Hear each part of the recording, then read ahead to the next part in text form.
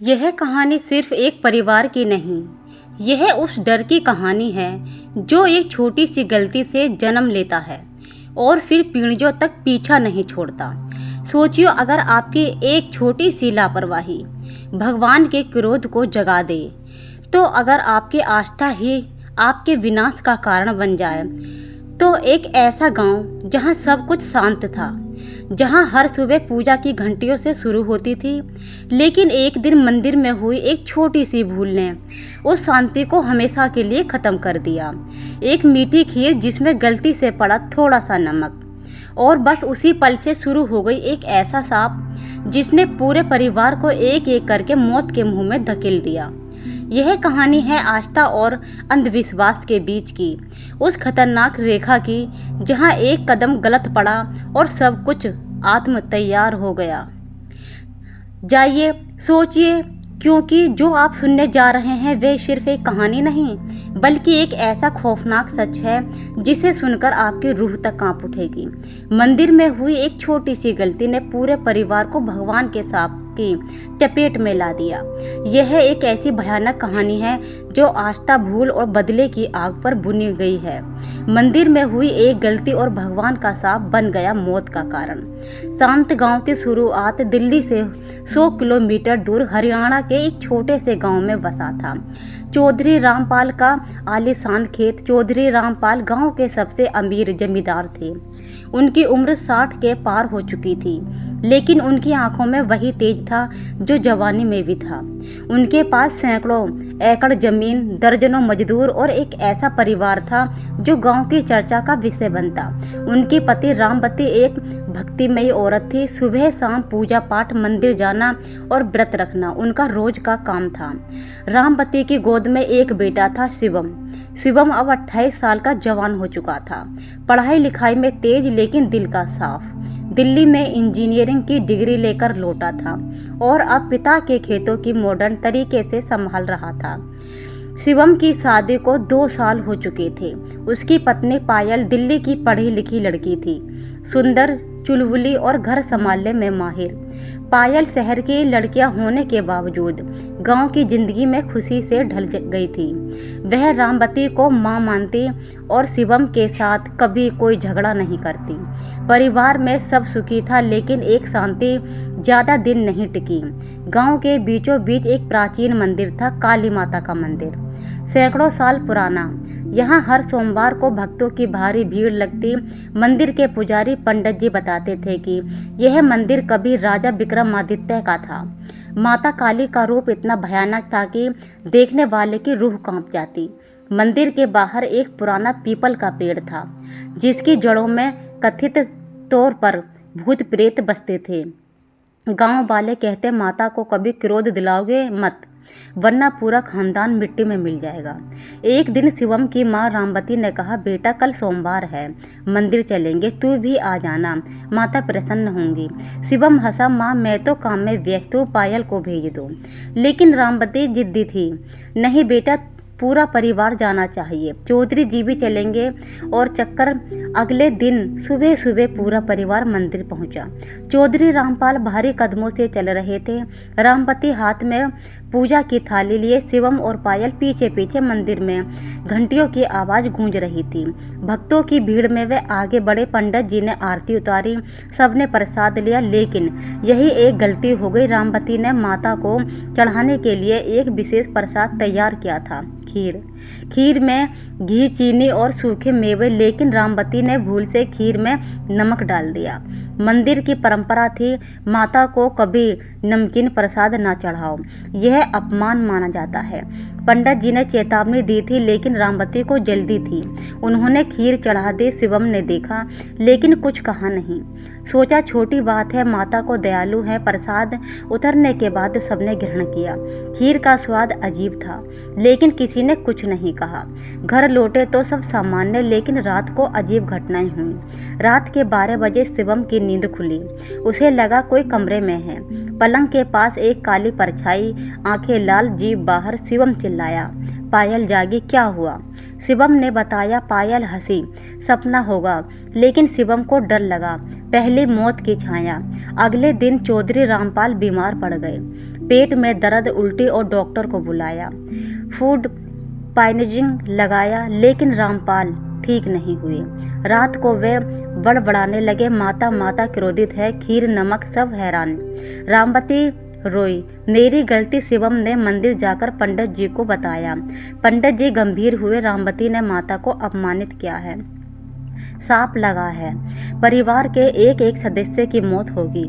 जब यह प्रायश्चित न हो तो प्रायश्चित के लिए 108 बार मंदिर में काला बकरी का बलि चढ़ानी होगी। शिवम ने मना किया, ऐसी बातें पुरानी हैं, डॉक्टर से इलाज करवाते हैं। लेकिन चौधरी रामपाल की हालत बिगड़ती गई।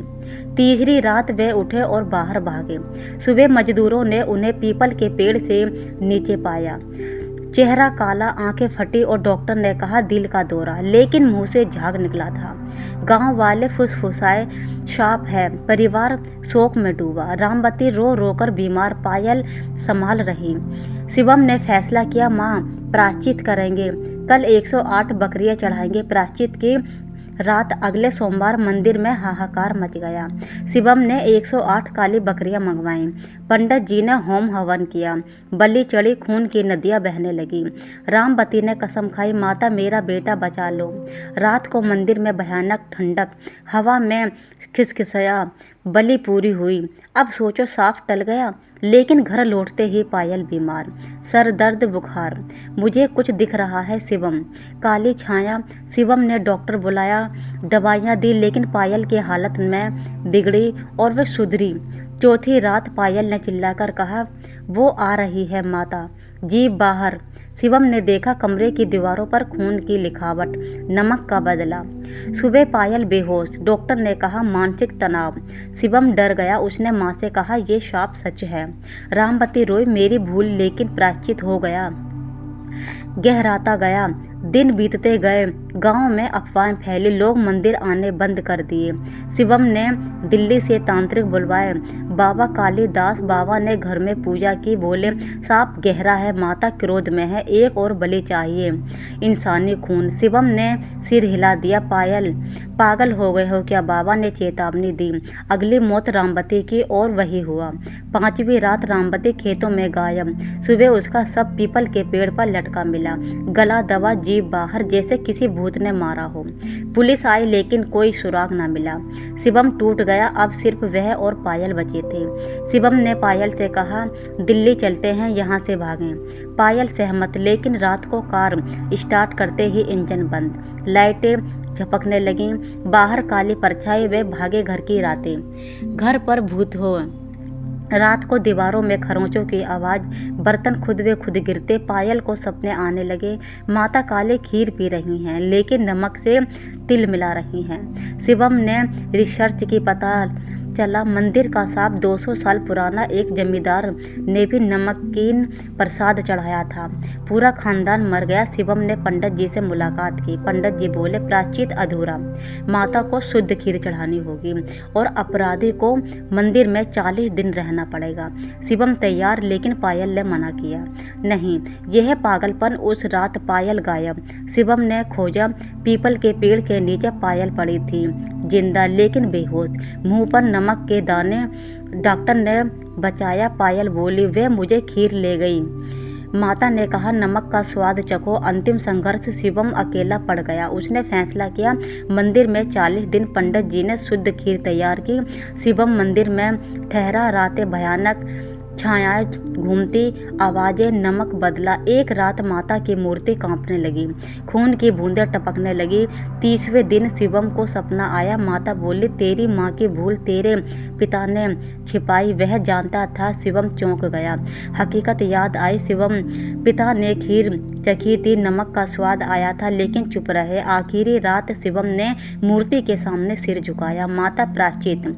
अचानक हवा तेज, मूर्ति से आवाज, शाप समाप्त। लेकिन याद रखना, सुबह शिवम घर लौटा, पायल ठीक, गांव शांत। लेकिन क्या सांप सच में गया? 1 साल बाद शिवम को फिर वही छाया दिखी। सांप की वापसी। 1 साल बीत गया। शिवम और पायल जीवन पटरी पर आ गया था। मंदिर का सांप टल गया, ऐसा सब सोचते शिवम ने खेतों को और फैला लिया। पायल गर्भवती थी, एक बेटे की उम्मीद। घर में फिर हंसी खुशी लौट आई। रामवती और रामपाल की यादें फोटो फ्रेम में सजाई, लेकिन शिवम की नींद कभी पूरी ना होती। हर रात आधी रात को उसे वही काली छाया दिखती, लाल आंखें बाहर लटकी जीव। वह पसीने से तर हो उठता। पायल को बताया तो वह कहती, डर मत, सब ठीक है। एक सोमवार शिवम फिर मंदिर गया। पंडित जी अब बूढ़े हो चुके थे। बोले, बेटा माता दयालु है, लेकिन सांप अभी पूरी तरह न जाता, वह परीक्षा लेती रहती हैं। शिवम हंसा। पंडित जी, अब डर नहीं लगता। घर लौटते हुए रास्ते में पीपल का पेड़, हवा रुकी, पेड़ की टहनियाँ अपने आप हिलने लगी। शिवम को लगा कोई फुसफुसा रहा है। नमक नमक वह भागा घर। रात को पायल ने खीर बनाई मीठी, लेकिन शिवम ने चखी तो नमक का स्वाद। पायल, यह क्या? पायल हैरान। मीठी ही बनाई, स्वाद गायब। लेकिन डर बैठ गया। शुरुआत पुराना भय। पायल का पेट बढ़ रहा था। डॉक्टर ने कहा स्वस्थ बच्चा, नवंबर में जन्म। शिवम खुश, लेकिन रातें कटने लगी। घर की लाइटें अपने आप बंद, दीवारों पर खून की इबारत। एक और मजदूरों ने नोटिस किया, खेतों में फसल सूख रही है, जैसे कोई अभिशाप। एक रात शिवम बाहर गया। पीपल के पेड़ के नीचे एक काली बकरी, आंखें लाल। बकरी ने सिसकार ली। शिवम भागा। सुबह बकरी गायब। पायल बोली, शिवम गांव छोड़ दे, शहर चलें। लेकिन शिवम ने मना किया। यह हमारा घर है, भागने से क्या? गांव में नई अफवाहें। एक लड़की ने कहा, मैंने रामवती को देखा पीपल पर लटकी। शिवम ने जांचा, कोई सबूत है? लेकिन पायल ने बुखार अपने आने लगा। बच्चा खतरे में, का जन्म और भयानक रहस्य। नवंबर आया। पायल को प्रसव पीड़ा। दिल्ली अस्पताल ले गए। बेटा पैदा हुआ, नाम रखा शुभम। सब खुश, लेकिन नर्स ने कहा बच्चे के हाथ में नमक के दाने थे। शिवम सिरह गया। घर लौटे। शिवम रोता। रात को शांत, लेकिन आधी रात शिवम की किलकारियाँ। शिवम जागा। पालने ने काली छाया बच्चे का गला दबा रही। शिवम चिल्लाया, छाया गायब, शुभम ठीक। पायल रोई। सांप वापस आ गया। फिर ने बाबा कालीदास को फिर बुलाया। बाबा आए। घर में तंत्र मंत्र बोले। सांप नया शुरू हो गया। अब बच्चे पर प्रायश्चित। बच्चे का नाम माता को सौंप दो, मंदिर में छोड़ आओ। शिवम गुस्से से लाल। पागल, मेरा बेटा, बाबा ने चताया, नहीं तो पूरा वंश समाप्त। बाबा गए। रात को घर हिलने लगा, खिड़कियां टूट। पायल चिल्लाई, फिर क्या हुआ? मंदिर जाकर सच जानना। मध्य रात्रि मंदिर पहुंचा। मूर्ति के सामने बैठा। माता बताओ सांप क्या है? हवा चली। मूर्ति ने खून टपका। आवाज गूंजी, तेरे पिता ने छिपाया। खीर नमकीन थी, जानते थे, लेकिन चुप। अपराधी रामपाल, सांप उनके बस में। शिवम स्तंभ। याद आया, पिता ने कहा था कि खीर ठीक है, लेकिन स्वाद नमकीन था। पिता ने जानबूझकर चुप्पी साधी। सोचा माँ को डांट ना पड़े, लेकिन माता ने देख लिया। शिवम रोया। प्रायश्चित। आवाज रामपाल का, अपराधी खून बहाओ, खुद का। शिवम डर गया, भागा। घर का बलिदान। घर पहुंचा तो पायल गायब। शुभम रो रहा। पीपल के पेड़ पर पायल लटकी, जिंदा नहीं, गला दबा। शिवम पागल। पुलिस आई। खुदकुशी लगता है, लेकिन शिवम जानता, सांप। अब सिर्फ शिवम ने शुभम को गोद में लिया, लेकिन रातें भयानक। शुभम हंसता, लेकिन आंखें लाल। पापा नमक।